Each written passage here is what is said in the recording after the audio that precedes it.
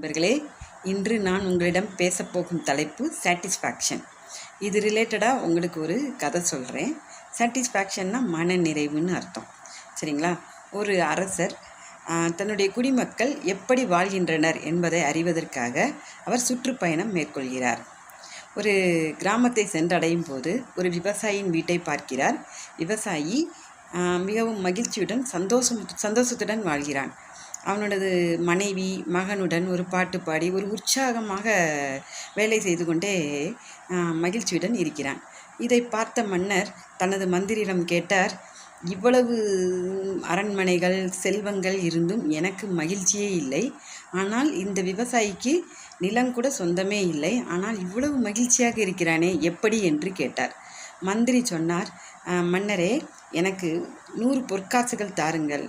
நான் இதற்குரிய விடையை 6 மாதம் கழித்து சொல்கிறேன் என்று சொன்னார். உடனே மன்னர் ஒப்புக்கொண்டு 100 பொற்காசுகளை கொடுத்தார். மந்திரி அந்த பொற்காசுகளை பெற்றுக்கொண்டு அதை விவசாயியின் வீட்டின் முன் வைத்து விட்டான். விவசாயி விடிந்ததும் கதவை திறந்து பார்க்கிறான். தன் வீட்டிற்கு முன்னால் பொற்காசுகளை பார்த்தவுடன் மிகவும் மகிழ்ச்சியுடன் சந்தோஷத்துடன் ஆர்ப்பரிக்கிறான். பின்னர் அதை வீட்டுக்குள் கொண்டு வந்து கதவை பூட்டி கொண்டு மனைவி மகனுடன் அதை எண்ணி பார்க்கிறான். அதில் 99 காசுகள் மட்டுமே இருந்தன. அவன் ஒரு காசுகளை தேடி வீடு முழுவதும் ஆராய்ச்சி செய்கிறான். ஆனால் ஒரு காசு கிடைக்கவில்லை. அவன் நினைப்பு, அந்த மூட்டைக்குள் 100 காசுகள் இருந்திருக்க வேண்டும், ஒன்று எங்கோ நம்ம வீட்டில் தொலைஞ்சி விட்டது அப்படின்னு நினைக்கிறான். உடனே மன்னன் மனைவியையும் மகனையும் நல்லா தேடுங்க என்று சொல்கிறான். ஆனால் மனைவியும் மகனும் தேடிவிட்டு இல்லை என்று சொல்லிவிடுகிறார்கள்.